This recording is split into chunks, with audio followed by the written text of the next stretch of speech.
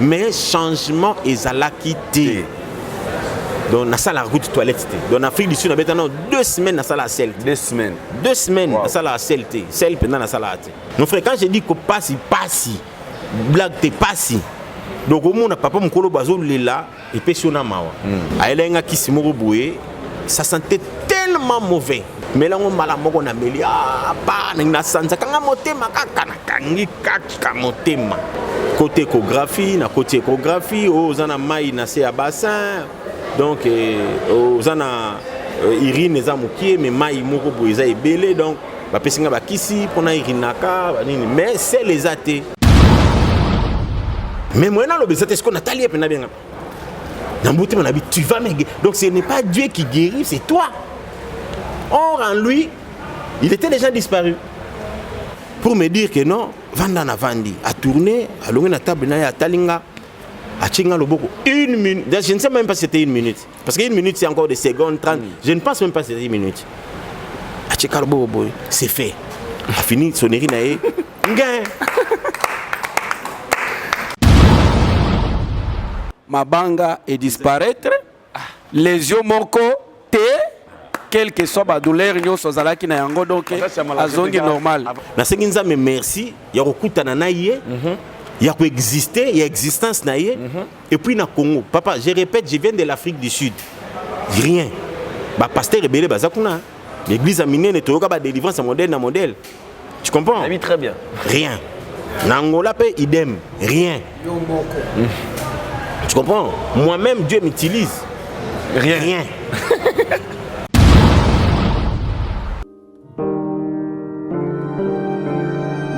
Bonjour très chers internautes, bonjour et bonsoir à l'ère à laquelle vous nous captez. Bota la mission na ba USA, na ba Paris, na ba London. Et si vous avez l'émission Nabino, nous avons présenté par Aider Bokwala, autrement dit l'international. Nous sommes les affranchis. Déjà pour cette occasion, on fait ça bon dimanche. Nous avons franchi nos amis partout à travers le monde. Au Bolingarabongo, église Nabiso, ministère des affranchis. Là, je vois le messager Motonzambe, le prophète Emmanuel Dodi Motomukishi. Ah, Babara. Moto vraiment Nzambe atine la bisoba congolais, pourquoi pas aussi les Africains en général. Aujourd'hui j'ai un grand réel plaisir il y a aussi la émission Oyo le Tobarabiso témoignage comme on a le mon message dans l'émission des affranchis. L'autre sur la bongo na ndekonabiso Patrick Manior ou outi bongo na mboka ya Afrique du Sud. Azana témoignage ya monene Oyo Nzambe asalelié na sima il y a prophète et messager Emmanuel Dodi. Comme d'habitude sur ce plateau je suis passé, je suis accompagné avec le prof et pasteur Chamala Oyo Asungara Biso ya bon pesa Biso pe d'éclaircissement à propos de tout ce qui se passe ici dans le ministère des Affranchis. Je suis accompagné avec Makongimi, Fongola Ankarachan, comme ça nous dirons d'abord bonjour na Moussal Nanzambe pasteur Chamala. Bon dimanche, bonjour pasteur Chamala. Bonjour Ndeko Alidor. Pe na profiter na pesa pembote na balani nyoso ya émission na biso fimbo na fimbo news espace pitopale pe to profiter to pesa ndeko Ken Makizembe oyo aza ko séjourner na Bruxelles na famille na ye lisusu bon séjour Ken Makizembe avec toute la famille tolobaka toujours mot d'ordre ya émission oyo et boyamba biso na bolingo na esengo pe na mitema na bino toye kaka kotalisa l'homme et ses œuvres mutu na Nzambe na misala na bilembo bisika Nzambe azali ko utiliser mosali na ye il faut bilembo ya musala ya Nzambe ya accompagner mosali na ye mosakoli ya tango Emmanuel Dodi.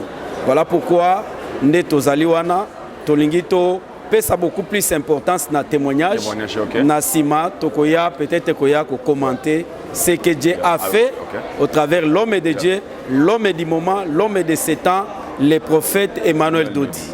Voilà, bonjour Obesaramiko, Monsieur Patrick Manior. Bonjour Adidor. How are you doing? I'm well. Thank you so much. Merci beaucoup. Partout à travers le monde. Nous sommes en direct na RDC, précisément dans la ville de Kinshasa, dans le ministère des Affranchis. D'abord, présentation aux Anani Péa Tozawapi. Bon, merci. Merci. D'abord, on a une émission. Donc, je me présente comme prophète Manior Patrick, résident en Afrique du Sud. Voilà quoi. Donc j'ai vécu en Afrique du Sud au moins pendant 18 ans. En Afrique du Sud. Ouais. Donc aussi fraîchement d'Afrique du Sud. Ouais, fraîchement d'Afrique du Sud. Et puis moi, la ville Nini, vous important, Johannesburg. Donc en plus, Nazali chargé. Il y a défense dans le ministère, il y a défense Nabiso, il y a communauté congolaise, INI, Afrique du Sud, il y a président Mavung. Donc, ouais. Donc voilà, donc de là j'ai fait un petit tour vers l'Angola et puis voilà que je suis là. Et pour l'homme de Dieu, le prophète Emmanuel Dodi. Voilà. Et là, on est mis Patrick Manior. Comprenez, Patrick Manior, est résident en Afrique du Sud. Moi aussi, les amours qu'on a vendu, c'est une personne où on a pas manqué na Ebi. Bah, autant la mission partout à travers le monde. Batu balingi baïeba. Et là, on est mis Patrick Manior. Ah, Wazamba les bossos ont oya Kinshasa. Ça se passe comment? Yeah. Bon. Koya Kinshasa naya Kinshasa souvent pour les vacances, pour des raisons autres. Mais cette fois-ci, ils ont spécial. Ils ont chaoté après un long durée que nous avons été. Il s'est fait que naye qui ça sikoyo nané moko inattendu. Donc koya nanga qui ça turu ils ont vraiment spécial. Spécial? Ouais, spécial, ils ont spécial parce que j'étais souffrant. J'ai fait au moins 4 mois de maladie. 4 mois de maladie? 4 mois de maladie, vraiment maladie sérieuse. Depuis quand? 4 mois. Donc ça fait 4 mois. Donc Gabi Ibani quand en Nini. Ibani en 2022, tu en 2023. Donc j'ai fait au moins 4 mois de maladie, tu en janvier, décembre, novembre, mois d'août. Donc début août, je peux dire. Voilà. Donc j'avais vraiment des malaises extrêmes. Nazaki vraiment j'avais des malaises. Au début, j'avais des maux de tête. Bon, je ne savais pas au juste c'était quoi. En tout cas, malade des arômes dérangés. Bon, à mon avis, on a normal les cas, moi qui s'en mais ça ne tenait pas. Plus Nazo Vanda, plus douleur réseau Baxam. On a un niveau Afrique du Sud. On a un niveau Afrique du Sud. Alors, ils ont obligé de nous médecin sous na niveau à Johannesburg Hospital. Donc Johannesburg Hospital, comme on dit en anglais, Johannesburg Hospital. Donc on a Johannesburg Hospital. L'hôpital le plus grand hôpital il y a Johannesburg Hospital. Johannesburg Hospital. Voilà. Dans la Johannesburg Hospital, donc on a un spécialiste, vous allez qui non parce que d'ailleurs nous va recevoir nazali na précision maladie senga gina no ba examen ba tindi ba labo et ainsi de suite. Alors on a ba examen sur la sala les agis plus pas le belanga likambu ya ba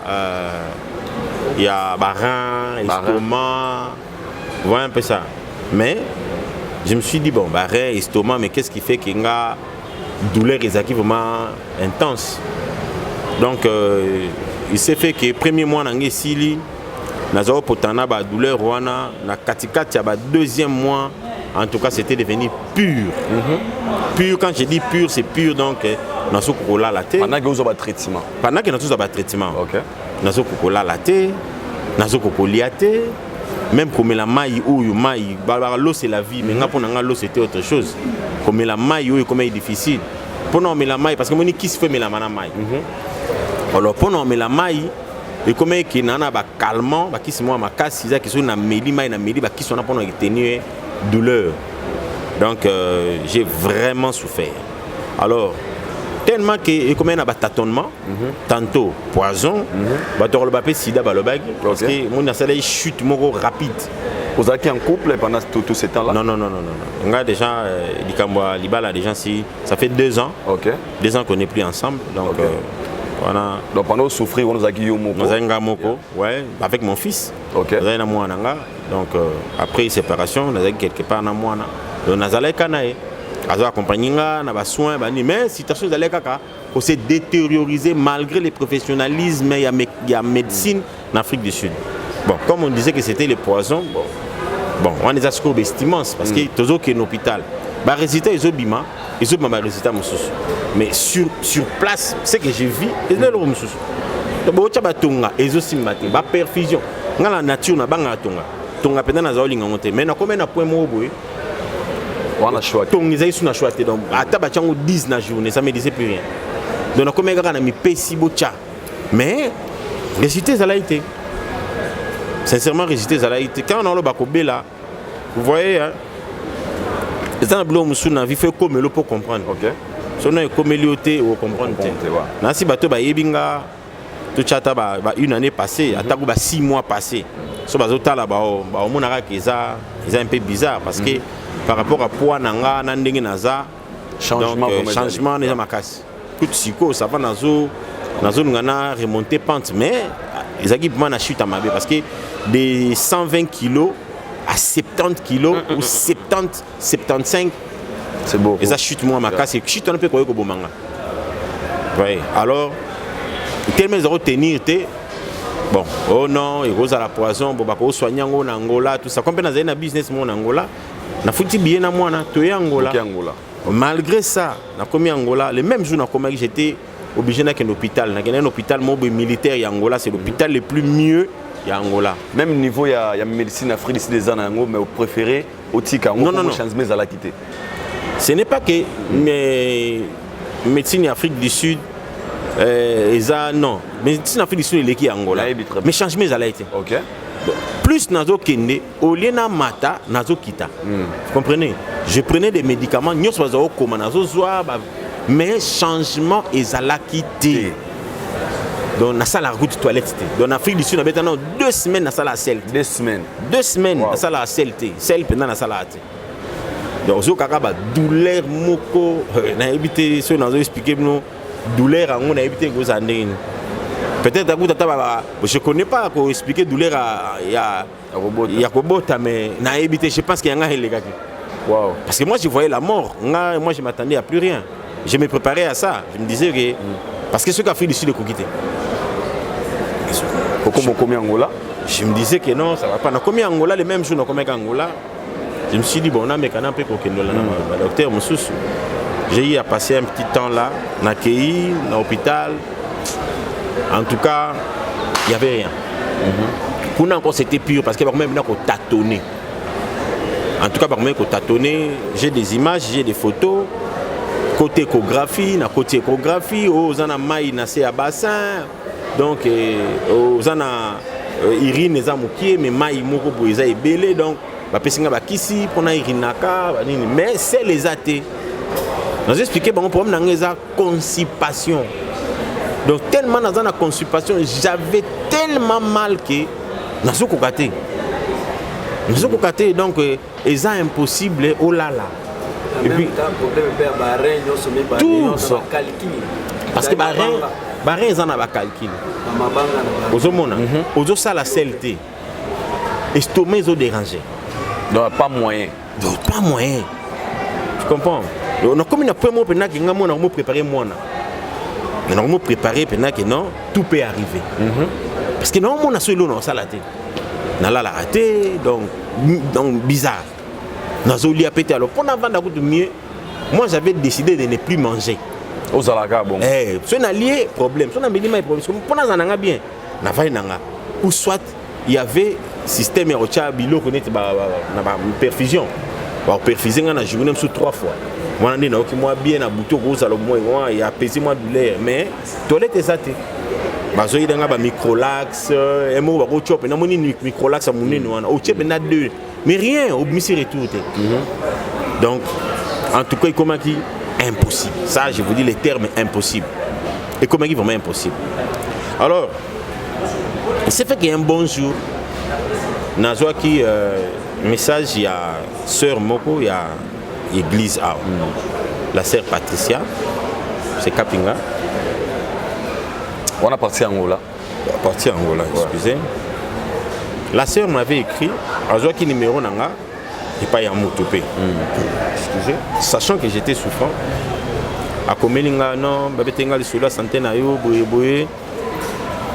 Mais oyo nga na yebi biso tozana solution na tuni bozana hôpital abino nga naza affranchi nazali mwana ya prophète Emmanuel Dodi papa na biso nzamba salela kaye bon j'avais minimisé ça OK vu que nga moko d'abord je sers Dieu nayebi ke nzambe asala ba miracle ngamoko sous prophète et puis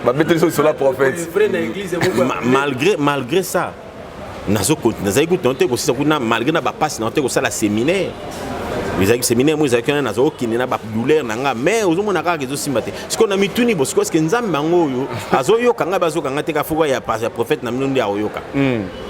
J'avais minimisé. Premier jour n'a qui été, deuxième jour n'a qui été. C'était les premiers n'a qui été, les deux n'a qui été. Vers 22h, 23h, elle avait tellement insisté.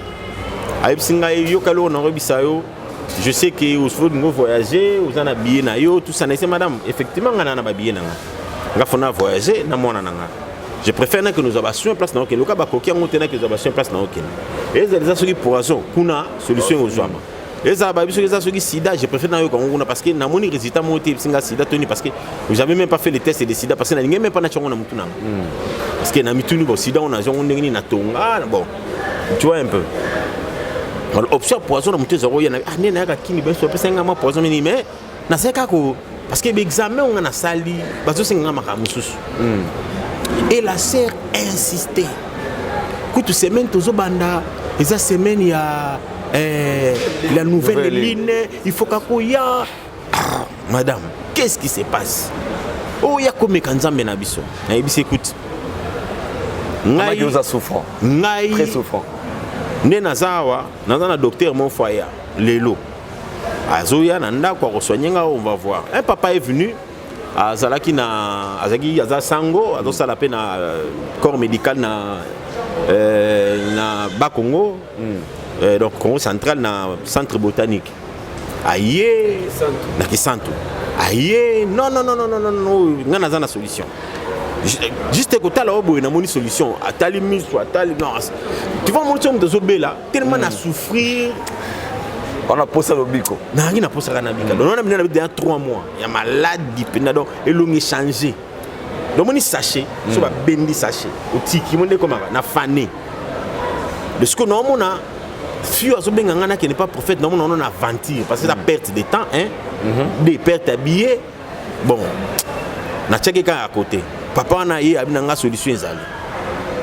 Tant voyez, avec singa pesanga soyi, pesanga pe irine. Soyi on peut miser na passe. Na menima ina bundi na toni sele soyi na flacon na pese ba irine. Oh non, pesanga $50. Na pese $50 que ça examen. Na tongo nga benga non na solution. Ngana yebaki na solution. Tanga le on a courage nga solution mon ami en attendant na bouton na la laité. Parce que non là la ndenge ni. Aujourd'hui la papa en tout cas j'ai pleuré. Il s'est fait que na tongo ngoye. Oh non, ozana bangilul.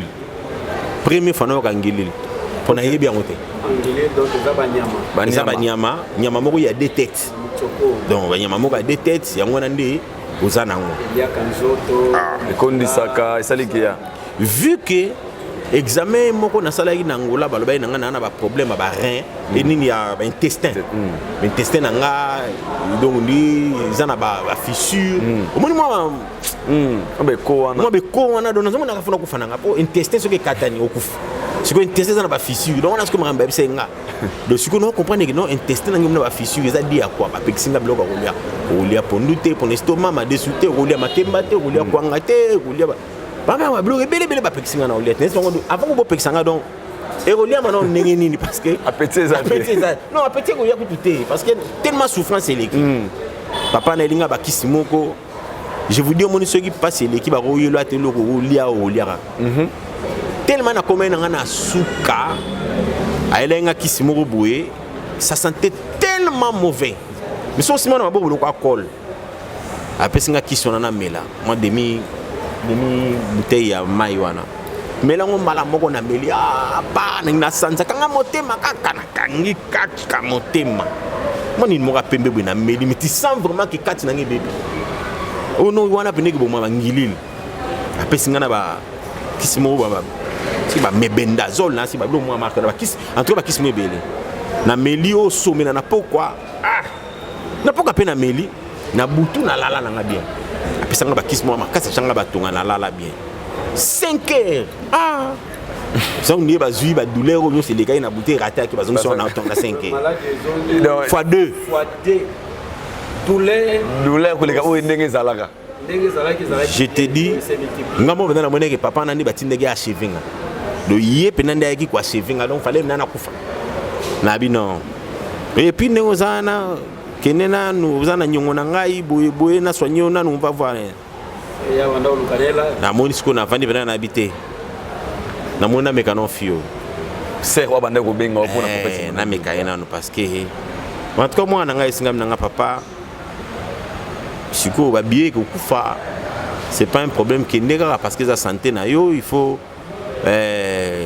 attendre état où on peut tout voyager exact na bengi c'est wana mama yo zo assurer nga pena nga so na yekini kina obika o yaka kaka ngabité yaka kaka za réponse sûreté pour pas une réponse moi assurance oh non je te confirme chez nous nous avons ça yaka tozana ba témoignage belé yaka omona nazana besoin ko tutena yeba ona kota na YouTube na yeba en nazana tant ko tuté na tant que dessin ko Emmanuel togi prophète Emmanuel de Nazareth tana kangata ko mongo nga susinengeza na bika na c'est bon madame nga na ofuta billet nazoya oh yaka na sino nazoya na jupe na ye tango komi Kinshasa tant na komi Kinshasa na bengi na sino naza na komi Kinshasa tout mon ana pendant que tu étais toujours souffrant papa très souffrant même à l'hôtel là où je suis logé batazuka mwanga baba nanga ningo yaki na ningo komi ya différent parce que na yaki malade bazo simbanga bazo simbanga je vous dis bazo simbanga même mpona telema mwana nga fa simbanga na telema et na yaki ndengwana na yebise yo tikala na ndako nga na okende azo bisanga binanga papa oh tu vas tenir na isi all make it na okoma abengi kin non papa zoya boya kozwa petit frère ya zunga petit frère moninga boy ma monsieur kiti mais azo kimisa suko elongi et j'ai compris que c'est que ngana komi ndenge nini parce que nazo ngana zo tata miroir parce que on a mis tali pena na so ki petit frère yanga atalinga ma monsieur kiti c'est que ngana komi ndenge nini mais sachant que bilamba na ngezo ko nga susté na comme vraiment un peu bizarre munoko guizate bon la dame me dit oh non ça va tout le monde naza musala et na opération numéro mutu moko boye mutu ana okutsa ona prophète bon ça dans la Kinshasa et le monsieur c'était monsieur Alain maître Alain papa signé numéro nanga le monsieur m'appelle oh non ndeko nini bien station botoko comme on en église église eza non église eza na 7e rue résidentielle référence eza soko komi na Kin marché ou kotika kawana bazotumba bantaboli kika moi muki omona ka église ça va na zoya wana journaki na ye na komi pe ba minga pe bien non faut les cananu au sala belle confession. Non mais ça sont des bêtises. Comment vous tenez ma belle confession? Est-ce que vous pensez que moi je ne sais pas prier? Parce que d'abord je suis un serviteur, moi je prêche. Parce que vous dirait moi un bébé spirituel, moi. Il faut la confession de quoi? Bon, tellement peu aux malades. Je suis athée. Vous avez aucune salle d'opte, vous avez aucun hôpital, au monde il y a une infirmière, moi je suis 7 ans, elle se déshabille toi. Tu vas te déshabiller parce que vous en avez besoin de guérison. Tu n'as pas le choix. La côté, la salle de confession, ici, bouffe. La salle belle confession. Belle confession, voilà. La salle belle confession des fois, il y a une précision, belle confession des fois. Alors, Nabimi, Naïe, Navandi, Nadibanda, et le monsieur Alain qui vient, Abano Solisanga. Non, mon frère, Zala n'a au calme, ils bien. Bon, ce que j'avais aimé, c'était d'abord l'accueil. Parce que l'accueil peut jouer. Parce qu'il y a déjà, nous doute, ils ont blagué. Parce que nous avons mis tout na bon. Nous avons fait billet nanga. Et puis nous avons billet nanga il y a voyage au Kende. Le billet il y a quelques jours. Est-ce qu'il y a quelques jours les 10 font un voyage. Les 21. Il fallait voyager les 10. Est-ce que bateau, on a combien les 3? Est-ce que bateau va réussir? Vous comprenez? Donc, nous avons dit que nous réussi à les 9 ans à voyager. Parce que nous avons fait un souci à voyage, nous avons un souci à santé. Non, il y avait la santé qui dérangeait, mais espoir dans les allées qui place dans aucun. Mais les a plus avancé parce que nous avons une solution dans le Alors, ça va. Il faut que tu aies un papa. Il faut que tu aies un prophète. Un prophète, bon, ça va. Ça dit que na maman moro na réception na ewana maman aimé très gentil non papa zala zela vanda wana bakoyamba yo il y avait aussi des hôtesses qui étaient très gentils non beaucoup de ça et to kotina le frère Alain maître Alain to koti boye amoninga telemi très humble là Emmanuel Dodi na kutensko qu'on a prophète Emmanuel Dodi vu ran na na côté déjà na moni ensemble na moni bon c'est un gros poisson. Avant que tu aies passé côté de la pour Mingipe, tout le monde a l'église de Belé, pour que tu aies numéro 1, le mécanisme, peut-être ça la lettre, quelque chose. Ça s'est passé comment en fait? Pourquoi directement par rapport à nous, c'est facile comme ça? Ce que j'ai trouvé des différences, c'était d'abord l'accueil. Et puis la disponibilité, il y a la serviteur en Akutaï. Ça, c'est l'une des points où il se peut faire d'abord. On se sentait à l'aise. Malgré tant d'années, parce qu'il n'est pas dans là qui. J'étais même en babouche. Ok. J'étais en babouche parce que dans tellement peu mais c'est là où on embryer papa moi je disais embryer ça benga ya kaya dans un babouche c'est bien na keka na super moto na yé j'étais en babouche. En réalité, j'avais un peu minimisé quoi. Malgré j'étais souffrant. Na komi accueil zaki nango normal, bayambinga bien et na koti, j'ai vu l'homme en question. Le prophète Emmanuel Dodi a sans condition, c'est simple. Sans condition, a télémi avec toute humilité, a fait singa mbote ndé to ibana kala moi. Tu sais moi je sais pas comment expliquer les termes hein. À moi souple hein.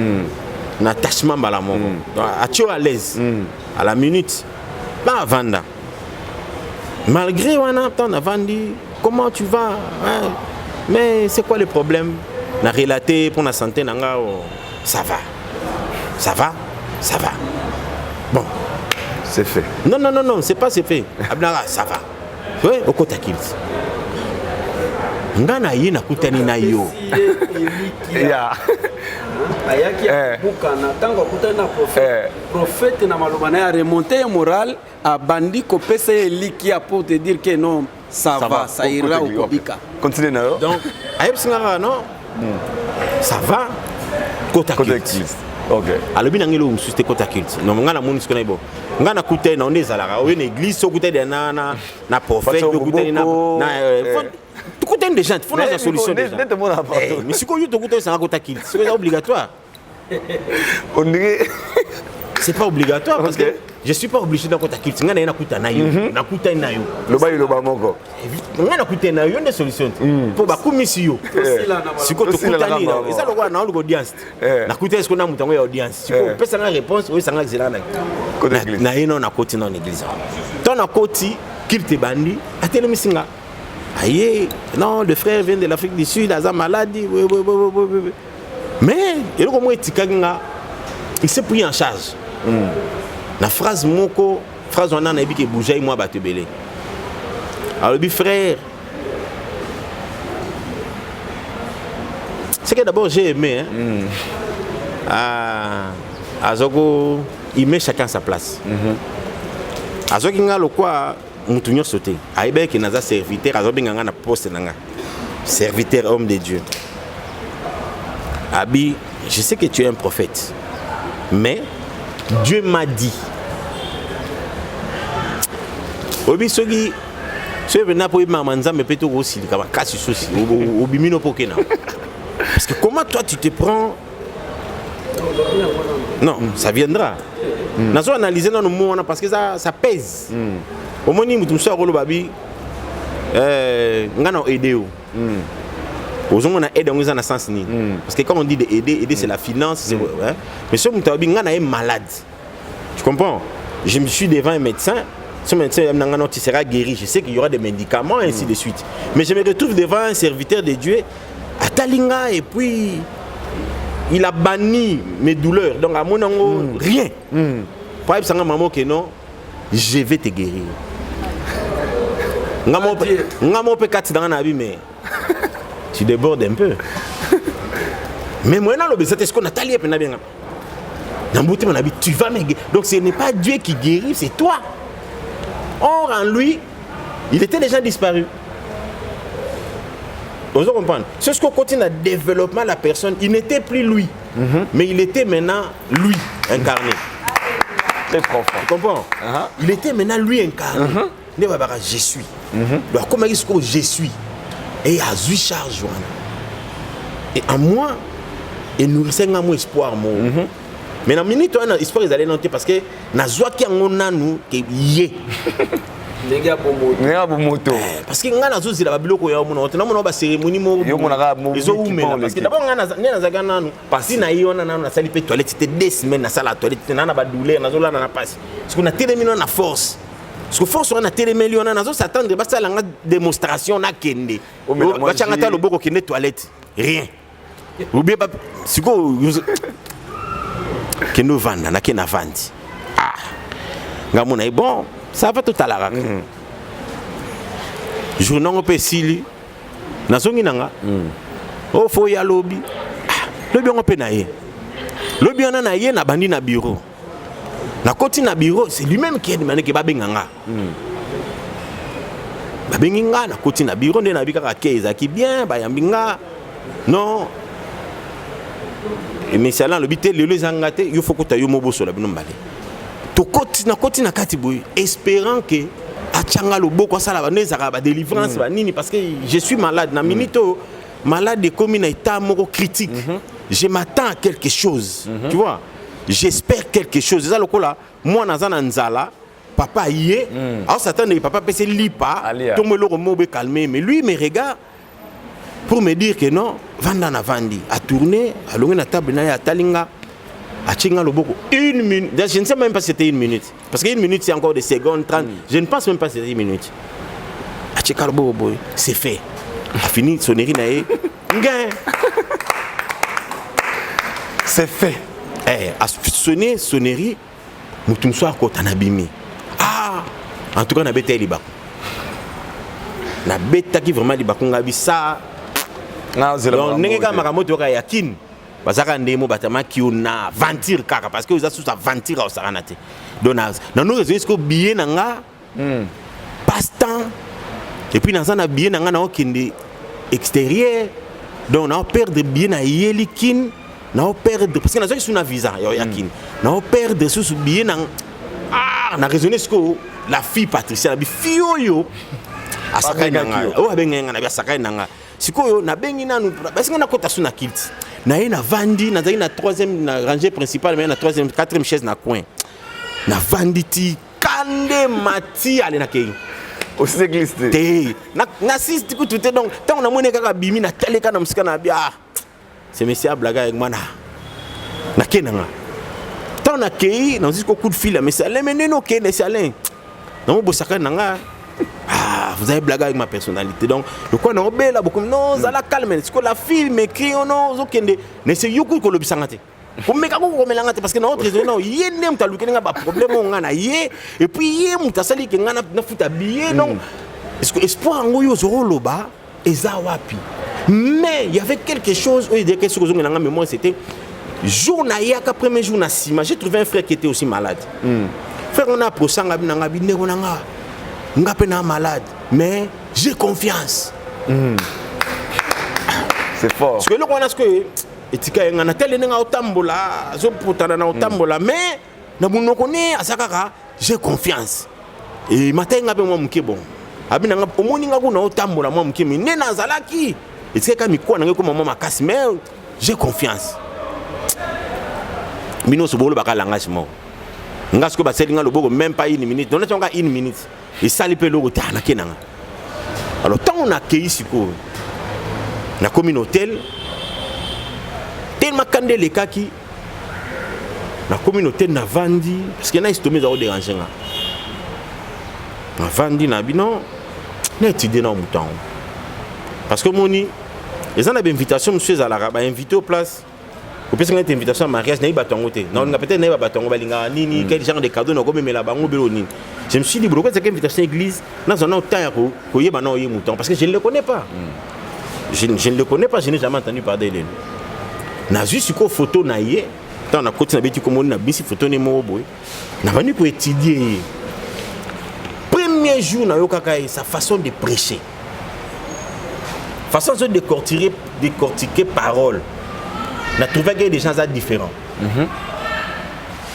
et puis il lâche des mots il ne craint rien et ça va bilo ko etika nga sur le point de vue social politique spirituel azoko beta ba niveau moko ils ont dit tout ça doctorat les gens diraient les églises les gens diraient besoin à université pour préparer ba thèse il faut ça na mutu pour comprendre maramba oloba premier jour on a que na imaginer on a que malgré image on a na c'est la guérison nga mais ce que tellement salama ité jour on a na mona ngara alors tant on a que aussi les études na télé na bino mais apparemment le monsieur parle bien et puis il a la confiance en soi tu comprends alors na eko j'attends quoi analyser j'ai compris que c'est un homme extraordinaire et l'on est là qui comprend l'homme extraordinaire sa façon de parler sa confiance en son Dieu tu comprends parce que ça le quoi mutumo boy il te confirme que l'impossible n'existe pas. Parce que moi, on a impossible et ça l'a dans le dictionnaire. Donc, s'il y a l'impossibilité, il y a aussi la possibilité. Mais lui, il anéantit l'impossibilité. Donc, pour nous, comme on a fond, il y a quoi anéantir l'impossibilité, il faut être sûr de soi pour faire la possibilité. Parce que moi, je suis souffrant. Je n'ai pas aventure, je n'ai pas guérison. Je n'ai pas comment chantage, je n'ai besoin de la guérison. Tant on a commis wana na étudié na commis malamon na confiance na par rapport à premier jour à donner na ba langage na étude na salié na ko analyser que non c'est un bon parce que quand il lâchait j'ai même eu à le surnommer main libre c'était par rapport à quoi c'était par rapport à se dire donc azo lâcher na il ne craint rien et puis m'tazo ba que non ngata liwa na banga na ngote eza bakara omuna mutazo ba liba na banga ati po biso to banga neti ngana zo banga grave parce que na omuna kina ziki kufa siko nazo banga déjà siko nakutana mutasa banga liwa te siko mutongo fa za phénomène tu comprends alors je me suis dit non n'a pas son muto chance de toutes les façons je suis venu pour lui natala nanu qu'est-ce que ça va faire vers minuit na lotier na minuit. Ce n'est pas que j'ai pensé à lui. Parce que na raisonné que na ba mo yesili nango na koti na ba divers nanga comme il y avait aussi le match ya Cannes ya Chana na ndota nanga match vers ba minuit na lali na lotier à Delienga nazaki attaché na loti prophète Emmanuel Dodi mais en tout blanc asimbinga pété Kutinga na singa donc du jamais ne bakanga pe na taba oui na kingo na c'est pas na jambe mais na kingo donc ça mon tu ba tient taba singa na kingo cela veut dire aza prêt pour aller en abattoir pour ba bomaye vous comprenez très bien alors nazana singa sikoyo a ordonné a simbingate a ordonné que bo délier d'abord azotuna na nga kangi bo longole singa wana et puis j'ai vu que singa elongwe. Wow. On a d'abord un ndoto. Alors tant on a moni singa elongwe, na zai na ndoto. Na yoki moi malaise mo na lamuki. Tant na lamuki na yoki pour sa toilette. Na yoki na bouger. Après bando ya. Après 2 semaines wana on a zalaki na ona na ndepe na yaki na komaka le 3.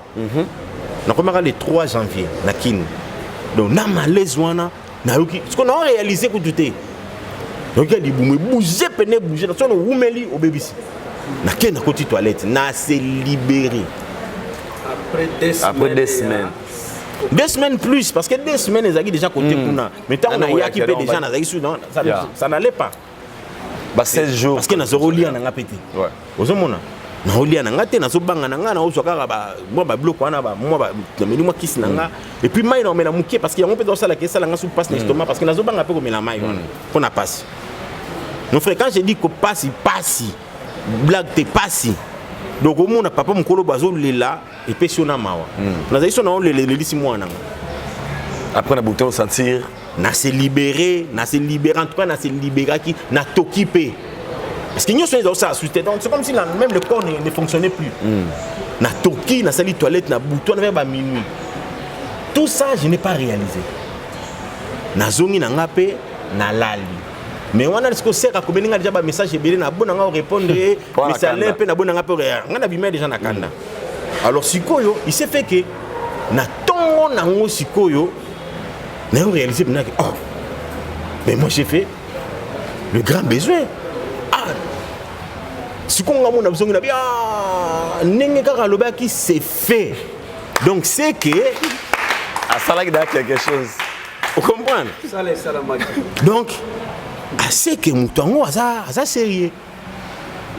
Donc mais il faut n'attendre parce que je pense que tant que on a les cas qui ba diclofénac ba nini tout ça l'a été mais c'est fait. On a une minute na bureau avec tout espoir que salami sait qu'il y a un sali. Donc le coup la peine à résultat parce que c'est fait. Mon phrase c'est fait. Donc en d'autres termes tout est accompli. Donc c'est accompli donc c'est les bimi donc guérisé salami. Alors sikoyo wana kutunamte. Tant on a silisi wana sikoyo na okisko soif. Il y a maï parce que n'a pas la maï té maï non mais on qui pour na kisi on dans ça même gastrite comment élevé na ça la non pour ça maï ça linga na zumaï pour la première fois encore on met la maï na petit na meli maï après combien de jours après 4 mois parce que moi j'étais 4 mois malade souffrant comme la maï comme il faut maï ça poison. Balo c'est la vie mais ngapo na ngama ezaki poisson parce que j'ai souffert. Au moment où j'ai souffert ba tout ba comprendre était bela au comment na itala ngana koma ki ndo comprendre. Même c'est anglais oko souster. Tango meli mai. Tu comprends? Tant on a meli mai wana na meli mwa mulenga na mai na meli na mai na silisi na na biki ko na bengisko Monsieur Alain. C'est Monsieur Alain miracle. Amen. Hey. N'est-ce qu'on habitait prophète Emmanuel Dodi asa ensemble na baninga monan ko confirmer na sengi nzambe merci ngona non ngamuko na sengi nzambe merci ya kokutana na ye ya ko exister ya existence na ye et puis na Congo papa je répète je viens de l'Afrique du Sud rien ba pasteur rebelle bazakuna l'église a miné ne toyoka ba délivrance modèle na modèle tu comprends oui très bien rien Nangola pe idem, rien. Tu comprends? Moi-même, Dieu m'utilise. Rien. Tu comprends? Rien. Alors, non, Nzamba Sali. Le cap est dans une semaine, il y a nouvelle ligne. Naïe. Alors, il a prêché sur l'ange. Tu comprends? Quand il prêchait sur l'ange de l'ange intercesseur, il a expliqué que lui, il est notre ange, que Dieu a démontré que nous avons utilisé. Mon cher, j'ai cru à ça. Parce que nous avons un témoignage numéro 00. Au moins, nous avons un yoka, mais nous avons à vivre. Nous avons une différence. Nous avons à vivre. Ce qu'on a dit, premier jour, na yaka. Na deuxième jour, na troisième jour, changement bandaï. Quand je dis changement, à témoigner, na témoigner, na ibisé que talanda masalélinga grâce boy. Le jour suivant, na ke hôpital, ba exiger un examen, il y a ma casse donc. J'ai même des résultats. Tu peux voir ici. Okay. Des examens que je devais effectuer. Il y a une consultation gastrologique. Il y a un examen.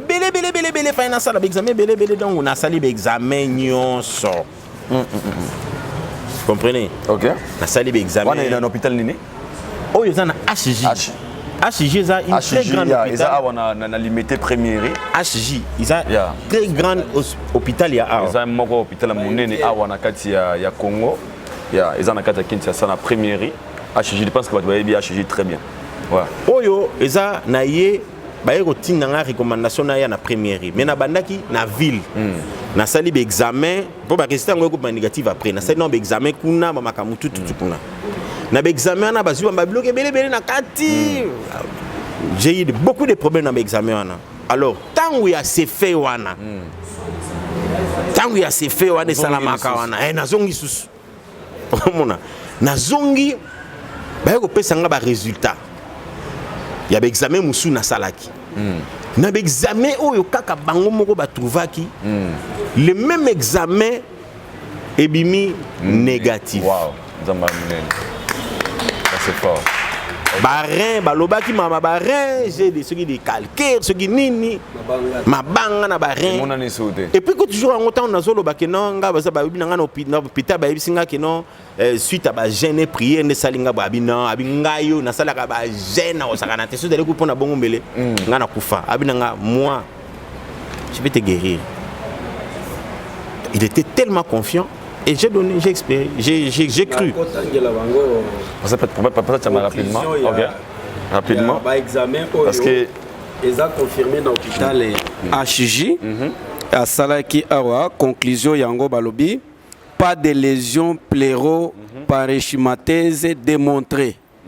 Donc, pas de lésions pleuro-parenchymateuses démontrées. Donc, lésions moko ezate bare na ye zongi normaux mabanga et disparaître lésions moko te quel que soit ba douleur nyoso zalaki na yango donc azongi normal avant na zonga Patrick Magnon no na garado nano oui pour to comme mon asuka comprenez témoignage mo boy et ça là si je pense que même caméraman a ko zoomer oyo ezali résultat dans tout ça.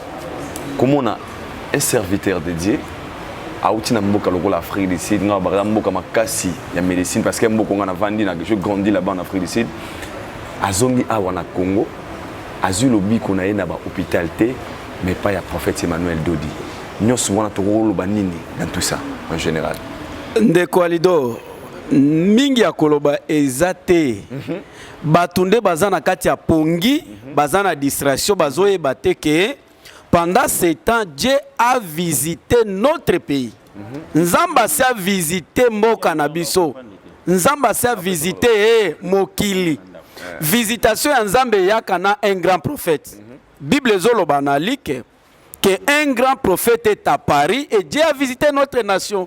Mais Batunde Bazana distraction, Bazola la Pongi, Bayebite ke. Nzamba si atindeli biso mutu wana c'est le prophète Emmanuel Dodi oyo a doté na puissance divinité moko extraordinaire c'est ce qui fait que yolandinde ko lobi ke tango asali ba analyse akei abandi ko analyser sur l'homme lolenge na ye mateya na ye façon ya ye a coopérer maloba na ye à comprendre que il est extraordinaire.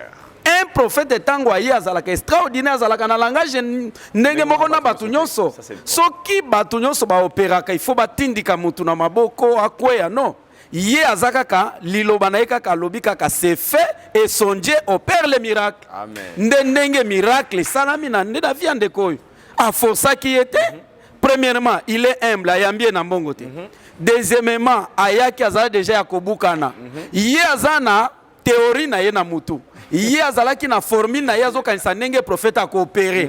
Eza lolenge eza na Bible tomoni yango na vie ya Naman. Naman bateya kendo kuta na prophète Élisée. Mais akutana ki na prophète Élisée te asimba ki ete atieleke loboko te. Élisée atindeleka liloba. Boye bisaya kende komibwaka na mai pendant 7 fois. Akosala nini akobika na lep. Il en est de même que la façon dont les prophètes opèrent c'est par la parole. Liloba wana kaka atiele loboko ayebisie c'est fait et automatiquement quand ndenge moko lobi c'est fait veut tout simplement dit tout est accompli c'est fait veut tout simplement dire oyo yaki koluka et salameli katina yo. Et le miracle s'est opéré. Le résultat c'est quoi? Kaka même mungango bana komona maladie te oyo confirma ki maladie ke azana ba rein ba lésion azola la te bona boye il a fallu prophète azongi saye na hôpital ya munene to moni résultat awa maladie salini elimwe et résultat ya solo c'est ni même pas ta munganga confirmé. Le vrai résultat c'est lui-même. C'est lui-même nde asengeli koyebisa biso ndenge bana ko sentir na ndenge bandi ko koyoka siko eske et salami ou be salamité. Merci beaucoup. Voilà nde oyo nalingaka na bakisa wana tozongi selena suka po achiter. Monsieur Patrick Magnor, na ba internaute nous ba otala biso parce que otala partout à travers le monde. Yonde oza maître yanzoto na yo oyebi ndenge oyaki oyebi ndenge position commune ngo lelo. Alors que le message européen na bat nyonso oyaki liboso na lelo différence ni ezali pour na suka biso. Tu sais il y a nena bi soki oleki na étape ngo to comprendre. Parce que on a beau na le belé bino miracle moko beza ebele musuna boy bosi sango te parce que quand on a été au hôpital moi j'étais dit na 120 kilos na kita na 75 de 120 à 75 on moni chute na salaki na comme un déséquilibre mo extraordinaire. Alors jour wana quand on a été au hôpital donc c'était le samedi après bah résultat au tout là je devais encore aller pour le contrôle selon médecin. Na kei ndenge zalaka fa bazana prélever na tension matina au kilo avant tant on a mati kilo na moni kilo na komi 80. Wow. Donc na mati 5 kilos na 2 jours au lia gatek. Est-ce que vous comprenez ça? Très bien. C'est fait wana. Parce que non mona ke non nazaki na ngazaki na zoke na pente.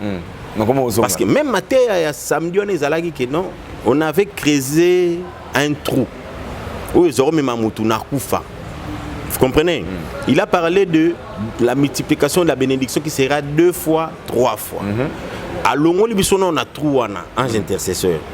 À Yesiko, on a formé il y a médecin. Vous comprenez? Moi, je me suis retrouvé dans tout ça. Moi, je me suis retrouvé dans tout ça. Tant on a accueilli, on a appelé que non, kilo nanga de 75 et ils ont eu 80. Ah papa, nabosani mikanda. Donc nabosani que mikando na yaki n'ont pas dans pas. Nabosani na bimima on a vu moto na ema parce que na fait na église. Na ema une église tant na quitté ce qu'on a moto na raisonné ah na tiki mikanda. Même le docteur Azengam nangam non ça comme on dit na moi problème parce que je ne sais pas comment est-ce que tu peux croire à ce n'est. Dis-moi un peu les résultats sont négatifs oui ou non. Oh non c'est négatif mais habité mais sous-souté. Comme c'est déjà négatif, c'est négatif. Parce que yo comme l'enga examen belé awa mais si on a yé kakapa na yo moko et bimi négatif. Si ko zo sanga mais nini. Na bimi. Parce que na mona on ça perdre de temps. Amen. Yo moko en soi si ko nga moko en soi na yo ka bien. Ozongeli comme la maille normale. Côté on a gosi na silisa maille ko lia don na silisa déjà donc na zonga na normal. Si ko yo na récupérer même aspect physique parce que j'étais moribond. So talinga au tali premier jour, au tali deuxième jour, na zo matabe chelon. Si ko esilité, il s'est fait que na vandi les sous parce que on continue à étudier. As un phénomène. Il ne parle pas comme tout. Il est extraordinaire. Tu vois les hommes ordinaires ils parlent de la même manière, ils agissent de la même manière. Il est extraordinaire. La manière dont je m'attendais. Nena Zaboz et Lelaé. Ils ont Nena Zuete. Les autres Zaboz et la présidente côté dans la Porto à Bimian. Je m'attendais à ma cérémonie Morobo et Salamité Salamine Moussous. C'est quoi ils ont aussi la raté. Tant on a que ça, il est sur étude na comprendre rien. J'ai compris quelque chose que non. Mouton ça différent. Et j'ai. Moi veux j'ai écrit ça. N'habité, bah tu vas comprendre mon tout. Et comme on dit moi prière n'a pas boué. Comme ça baba maintenant tu peux baba bazoli bako talango pour tout comme na suka na lobby boy. Wana kutu. Ça il quoi troisième miracle parce que je l'ai dit, il m'a guéri spirituellement parce que même dans le spirituel j'avais des problèmes parce que tu vois, Nazaï déjà na doute, c'était un problème, mais ça fait blocage. Dans le spirituel à débloquer dans le physique c'était ma guérison. Vous comprenez? On est dans la deuxième étape, troisième étape, c'est la finance parce que na 3 biloko ya lobela moi j'ai bénéficié na laps de temps kaka na une semaine moi na ngana tout. Donc une semaine tout parce que zaka mercredi à dimanche ngana tout. OK. Yoka, c'est que moi j'avais écrit ngala bien moi Patrick Magnor, je crois au miracle de la nouvelle lune et confesse que l'ange intercesseur, le prophète Emmanuel Dodi, que l'Éternel a envoyé, a l'œil sur moi. Ma santé physique, spirituelle et financière ne sera plus le même car je suis affranchi. Je crois maintenant que j'ai vu les prophètes que Dieu avait promis pour le monde. Je crois maintenant. J'ai cru comment? Suite à ce que moi j'ai vécu, papa, j'étais souffrant. Moi je vais conseiller ceci. Les pasteurs, les hommes de Dieu, ne soyons pas des lâches. La lâcheté ne paye pas. Les gens bandeko bazana Kinshasa. Les gens bandeko bazana Libanda. Moi je vous dis sincèrement, même les gens qui me connaissent, je vous dis, moi j'ai vu la main de Dieu. Amen. Yeah. Moi j'ai vu moi si oyo asimbaka ilamba Yesu na makila. Il fallait que yemo kabeti la bati solo passer dans ki na ngana beti passer. Parce qu'il faut vivre ngana vivre. Et je vous dis sincèrement que le prophète Emmanuel Dodi est un homme de Dieu réel. Merci que Dieu beaucoup. a envoyé pour cette nation. Boya, bo hésiter, te bino batuzo talango en cachette, bino batuzo mi bomba, bino batuzo finga. Parce que j'ai eu des appels, batuzo bengaye, non, aza nigérien, aza mutaba occulte, science occulte. Et j'ai compris dans l'enseignement quand il a parlé de la nouvelle ligne. Les occultistes ont compris que à Fongoli Batumisu, parce qu'il avait même parlé quelque chose que non, na visoko lungo bonga fo fonga mamisu. À travers ma tête, on a dimanche, on a fonga mamisu. Et le lundi, j'ai vu les miracles financiers. Amen. Ça c'est très fort. Merci beaucoup, Papa Patrick. Comprenez, le témoignage est tellement moula. Et c'est tout le temps, nous risquons tout ça la émission de 5 heures du temps, vu que Baba télévision Zangonga. Alors, le mot de la fin, on va sur Balandibiso, même en English. Et ça la plaisir parce que tu peux payer anglophone. Moi, message, moi, comme ça, tu clôturer na pasteur Chamala. Yeah. Kadapso ata olia ela sa télévision, on t'a fallu isso. On t'a fallu no portugais. Aqui no Congo tem prophète de Deus, se chama prophète Emmanuel Dodi. Aquele moço é homem de Deus. Quando você tem problema, vem no Congo. Aqui no Limete, você vai tirar a solução aqui. Wherever where you are, let me tell you something. I've been suffering for 4 months. I say 4 months. I've been in South Africa where the technology was very high with the medicine, but I didn't get any solution. Let me tell you, yeah, we have a man of God, a real man of God, a true man of God, because I don't know how to say it. That man have double portion of blessings. I get a solution here. I was very, very sick. But now, I'm healed in the name of Jesus. Amen. J'étais vraiment malade. Quand je dis vraiment malade, très souffrant, j'ai rencontré l'homme de Dieu, le prophète Emmanuel Dodi, bulldozer, l'homme à la main libre. Il m'a donné la guérison. Comme il avait dit, je vais te guérir. Son Dieu m'a guéri. C'est fait. C'est fait. Merci beaucoup, M. Patrick Magnor. C'est à moi de vous remercier. Papa Chamala, pour clôturer l'émission, mot de la fin, message à Sougouropé, c'est na franchi tout bazar partout à travers le monde. Et na ba Europé jusque-là, bazar na makambuku les kakutu Papa Patrick Magnor, peut-être bazar na banda kuna bango en hésitant et si ka au miracle les ali ba ko un message de la vérité. Message à Sougouropé tout ce qui na mission. Tolingi to lobake, je pense que ndeko tolandi témoignage na ye ndenge auti ko décortiquer yango ayaki moribond et je pense que même bato bakolanda bazotie la biso photo na ye ndenge azalaki avant ndenge abelaki ndenge akomi 3 étapes wana. Je pense que barotie la biso pour vous dire que pendant ces temps un seul homme de Dieu que Dieu nous a envoyé sur la terre pendant ces temps, que Dieu utilise avec des miracles authentiques, c'est le prophète et messager Emmanuel Dodi. parce que c'est un homme extraordinaire.